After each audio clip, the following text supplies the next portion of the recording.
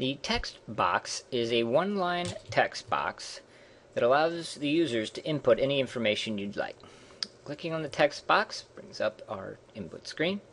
We need to give the text box a title, and the title is what will go in front of the text box or above it, depending on the size of your screen. So for instance, this could be something like name. Field names must be unique, of course. You can name them anything you'd like. And then we can either make it a required field or not. Add the field. And there you have the text box with one single line. The text area is similar to a text box, but it is a larger input field that allows individuals to give you more information. So if we click on the text area, it comes up almost identical to the text box with the title, the field name. When you add the field, you see there that there is a larger text box area which allows the individuals submitting the form to provide more information. The drop-down box gives you an opportunity to present a list of items to the submitter, and they can choose one from a drop-down box, which puts it all in a sort of compacted area. If you click the drop-down box, we get the title, which would be filled in however you'd like. Field name. Then we have to give the values that will show up in the drop-down menu. So we'll say less than 24, 25 to 30, and over 30.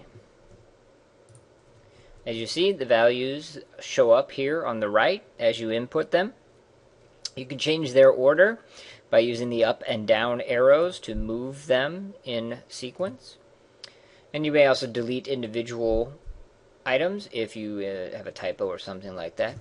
You can predefine a default value, which is what the default value will always be when people submit the form. They can, of course, change that, but it will drive them to one certain value, or you can leave that blank, and then they will just be presented with the select option.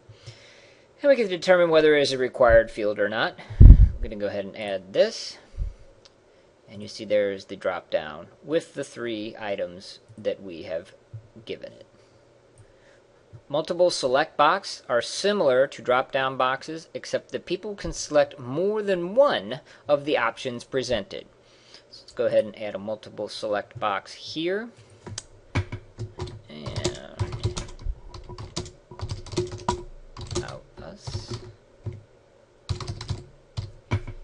And we'll put in the different values.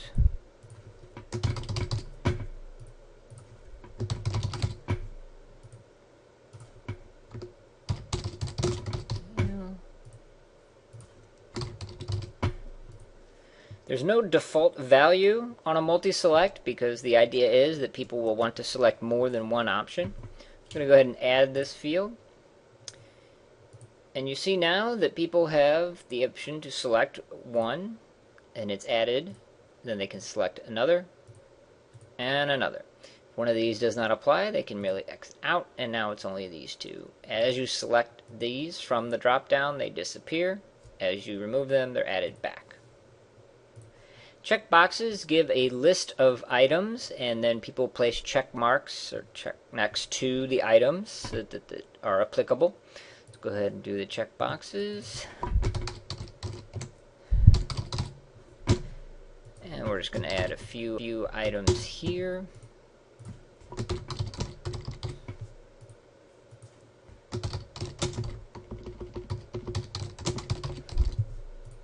Again, you do have the ability to select a default value that will automatically check for you. I'm going to add these fields. And then as you can see, people can put check marks next to one or all or none, whatever is applicable. Single selects present several options to an individual, and they can select only one of them. So,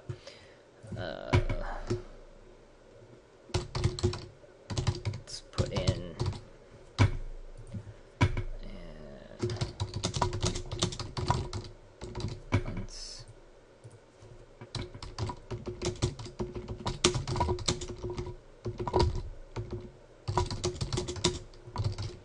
here and here.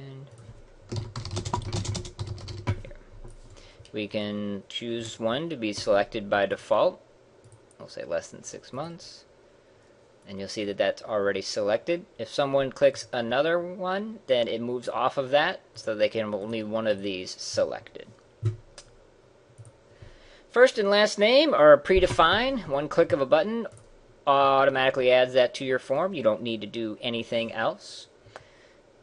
Same holds true for address, is often used in conjunction with it, as well as phone number, which we do have to quickly decide whether it is a required field or not, and email, which we also have to determine whether it's a required field or not. Required fields have these small parentheses required next to it. As you can see, the first name and last name are required. If you're going to be adding the input from these forms into a predefined mailing list, first name and last name are required on those lists. That's why it's required here. You can add a date field to your form. Again, we give it a title.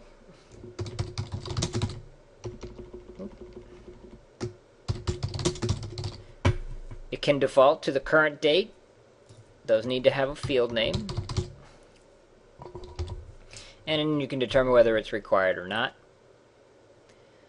You don't see it here, but when individuals click in that field, they will be given that little automatic tiny calendar, and then they can move and select from there. So they're not typing in a date, which can be in any format whatsoever. They're actually having to select it off of the calendar pop-up, so it gives you a consistent date. Time field. You can have a title.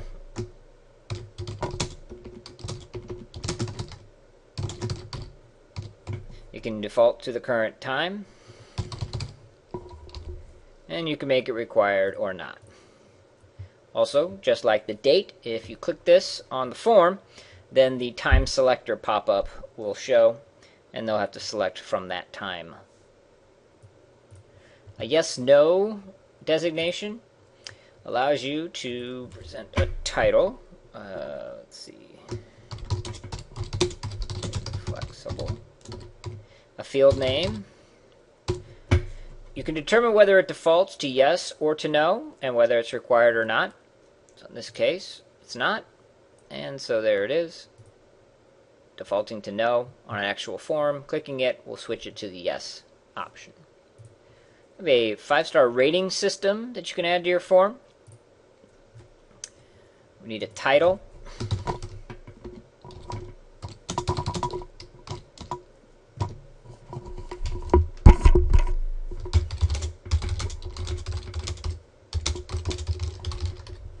And then you add the field. And then they can rate that on a scale of 1 to 5. They can even do halves. They just need to move their mouse over, and wherever they click is where it'll stay. And that will be registered and sent back. When you view your form results, it will have a number. So in this case, it'd be 4.5. Wedding date is a unique item. So once again, if you're adding to an existing mail list, that's a field in those mail lists.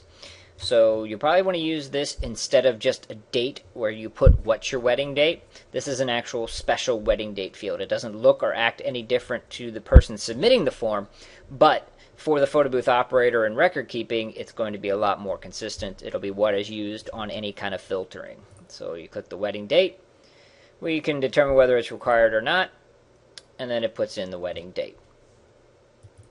The bride's age, or groom's age, or the age of the person submitting it, is also a unique field.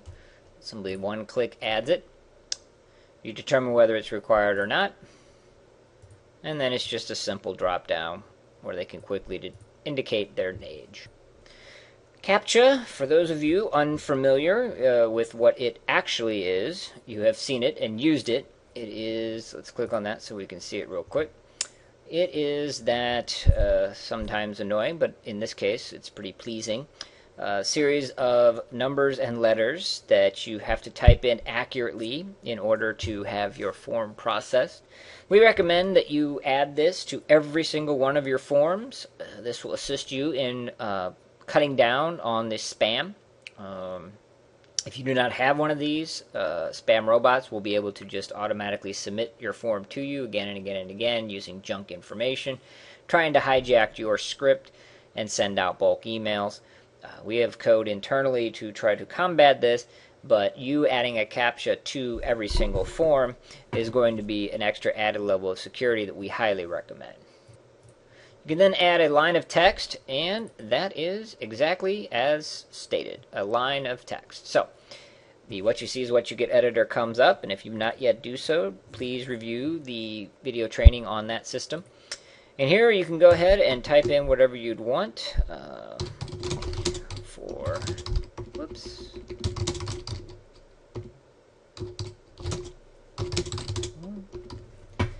add the field, and the photo booth operator adds a simple line of text. It's pretty flexible. That line of text can be quite wide since you're using the what you see is what you get editor. It can be placed anywhere on your form. This really gives you an opportunity to customize it and make it look and feel exactly the way you want it to. The image is similar to the text, except this gives you an opportunity to add an image to your form. We'll go ahead and you can either enter the URL to your image, or you can upload the image. This is not the same as the what you see is what you get editor, where you can't upload an image. You have to have a URL. We're going to actually copy the image over to the photo booth operator and use that as a reference point. And then you can either decenter the image on the form or keep it left justified. It's entirely up to you.